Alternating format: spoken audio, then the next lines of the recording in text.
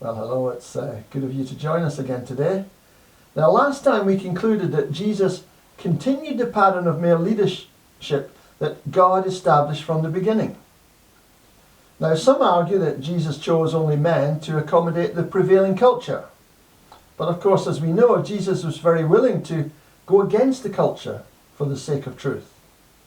Think, for example, of the dramatic way he cleansed the temple to challenge the abuse of the religious establishment. Be sure of this, if Jesus wanted to include women leaders, he would have done so. If there was a new pattern of leadership God wanted to establish, Jesus would have established it. The biblical pattern of male leadership, then, is constant throughout Scripture. Now, there's no doubt that in the first century Roman world and in Judaism, women were regarded as second-class citizens. Despite this, Jesus' regard for women was much different from that of his contemporaries, and he placed a high value on women. Jesus recognized their intrinsic value as persons equal to men. Women were created in the image of God, just as men are. Jesus was even-handed in the treatment of women. Though it was unusual at the time, he regularly addressed them directly in public. And the disciples were amazed to see Jesus talking to a Samaritan woman at the well in John chapter 4. Also, Jesus fully respected women and showed that by how he spoke to them. He was thoughtful and caring.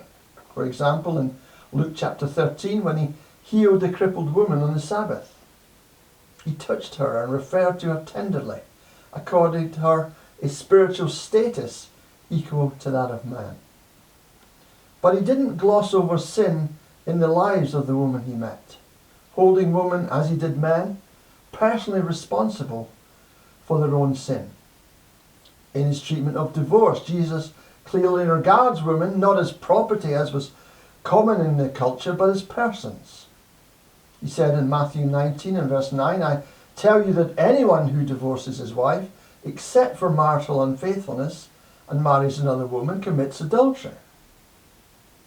In other words, they have legitimate rights and should be respected. They are not objects to be dismissed at will. Regarding lust, rather than just keep women and men separate to avoid temptation, as the rabbis and other religions practiced, Jesus came to save both men and women and calls upon his disciples to discipline their thoughts rather than to avoid women. You see, lust does not have to be fed, but can be controlled. Jesus demands that from us, that males and females can associate together and work in harmony with one another. Indeed, in the early church, women frequently laboured together with men. We will continue this next time.